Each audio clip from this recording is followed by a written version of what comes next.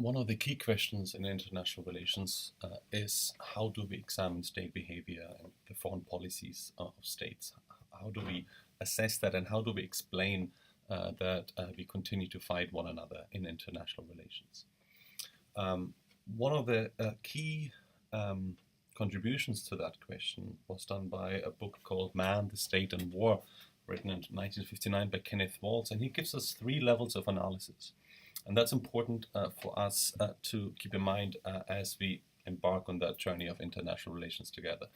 The first one, international relations, international politics, is driven by actions of individuals, outcomes of psychological forces, so the individual level. The second one, it is driven by the domestic regimes of states, so it matters what sort of political structures we have in any given state. And the third one, looking at the system level, looking at it's driven by systemic factors. And largely the consensus is here, we have anarchy, we don't have an overriding government in international relations, so we have anarchy, that's the system level. So individual, state level, and system level.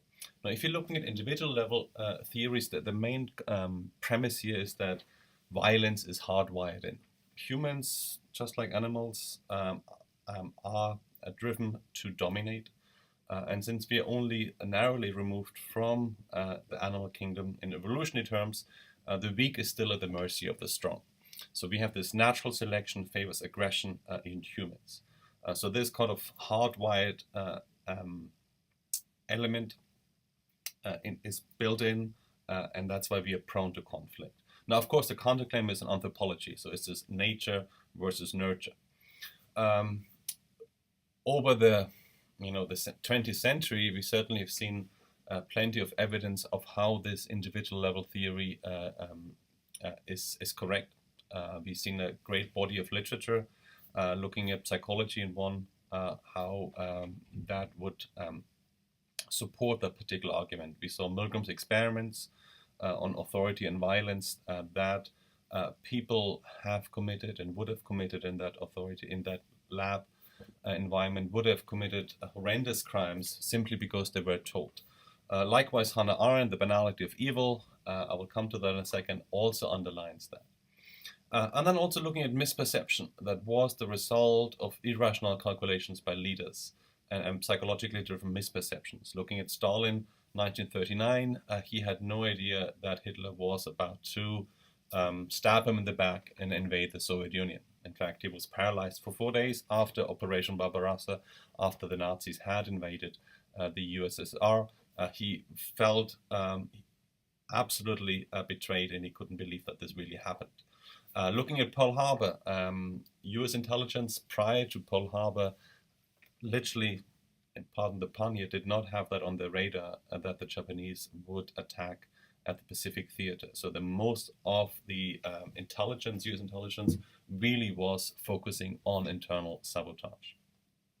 Second, the state level theory. So again, it really matters, the form of government matters. One is that non-democracies have a lot less structural restraints and therefore are more prone to fight.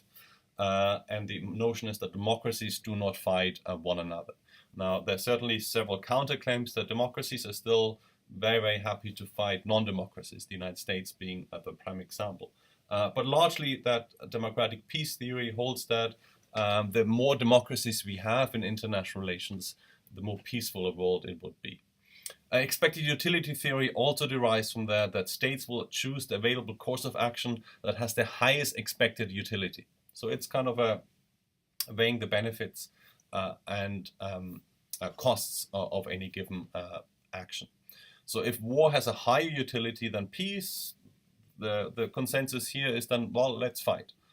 Looking at why didn't Saddam Hussein withdraw from Kuwait in 1991? Generally did not believe that the US and the United Nations would come to the rescue of Kuwait. After all, he was fighting Iran for 8 years and was supported by then the Reagan administration.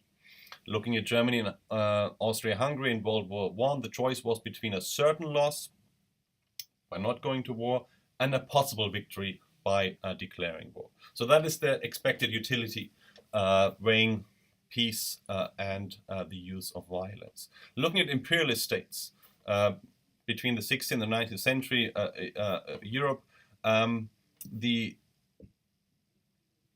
political and military and also religious elites further towards the 16th century, imperialism was very much a religious enterprise, and then it became a lot more political and economic enterprise.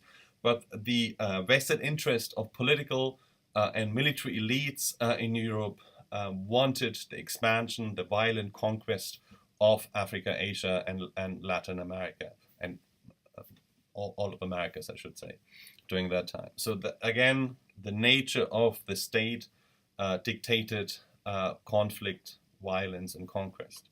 Now, again, if you look at President Eisenhower's farewell address, where he talked about the military-industrial complex, in which he warned that we have now an entire industrial complex which will benefit from a perpetual state of war. And then lastly, nationalism. Recognize the nation as a primary unit for allegiance. And we have entire spectrum here too, the violent form in terms of fascism, to national self-determination, to secede from a state based on national and ethnic lines, like what we had in the former Yugoslavia. So all of this fits within state-level theories of how we explain conflict and that. And lastly, system-level theories. War simply breaks out because there's nothing to prevent it. We have a self-help system. We have states that are locked in a continuous competition for military and political dominance. And nobody trusts one another. The only person you can rely on, the only insurance policy is yourself, and you have to be underwritten by military power. That is the system-level theories. Capitalism and war, also here, capitalism inherently produces the need for states to expand, acquisition of new markets, domination of a new market. So again, European imperialism, leading to the First World War, and certainly you could also look at the Vietnam War and other conflicts throughout the Cold War. The counterclaim here, of course, is that free trade fosters economic interdependence and ultimately also leads to peace.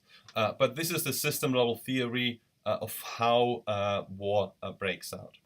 Now, let me look at several books and several case studies explaining genocide and the Second World War. Now, if you're looking at the individual theory, we have here Hitler's Willing Executioners, written by historian Goldhagen. And in that book, he argues that the Holocaust and ultimately the Second World War could have only happened in Germany because there was this violent form of anti-Semitism in Germany at the time. And he uses the example of ordinary police battalions and in occupied Eastern Europe, and what their part they played in the Holocaust, in the mass murder of Jews and other minorities and political prisoners under Nazi rule. So the argument here is that it mattered that individuals were willing to be executioners. And again, as you see in the title, he's looking at ordinary Germans. He's not looking at SS. He's not looking at Nazi ideologues. He's looking at ordinary Germans who were part of the killing machine. Now, the state level would have a different explanation of that. Here I'm looking at Zygmunt Bauman's Modernity and the Holocaust, and what I mentioned earlier, Hannah Arendt's Eichmann in Jerusalem, on the banality of evil. Now, a state level here looks at the bureaucracy and what extent bureaucracy managed for that genocide to be perpetuated.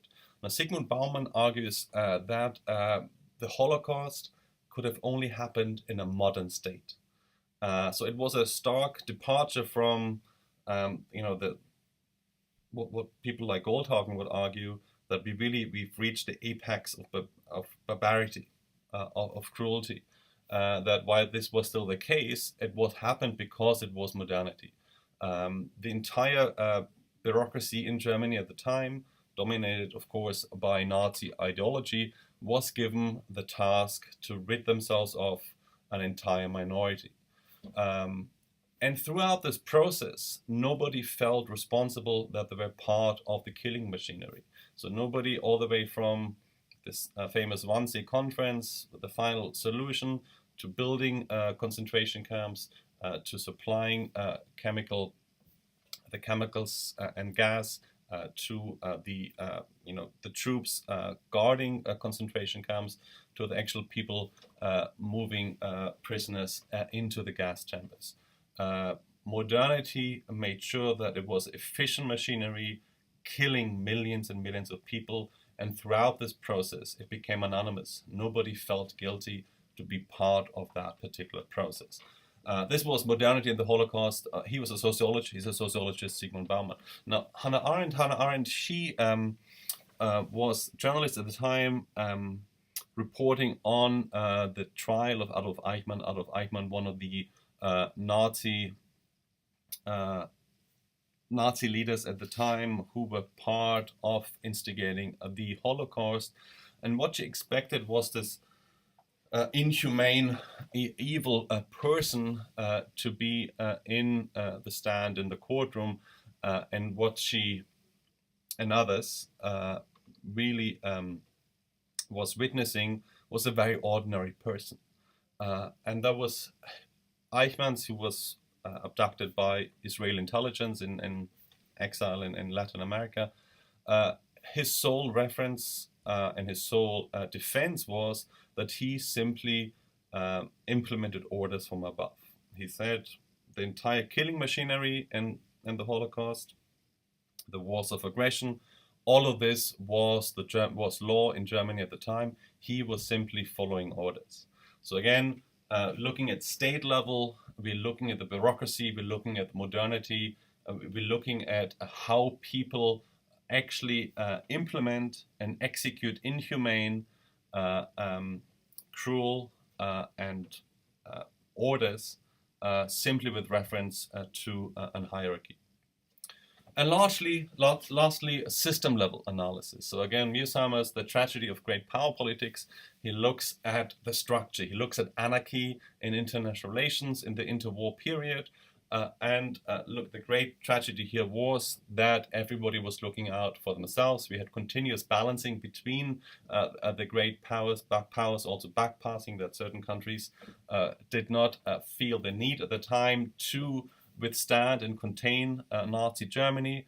So we are here, this is the structural level, the system level analysis of how Nazi Germany and Imperial Japan started the Second World War.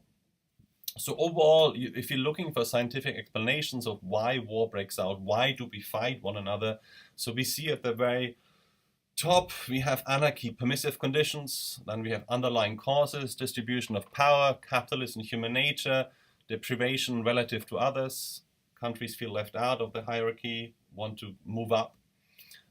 We have proximate causes, crisis, misperceptions, madmen, and lastly, the decision to initiate a war. So I hope this was helpful in looking at these three levels of analysis in international relations and ultimately of how we go to war.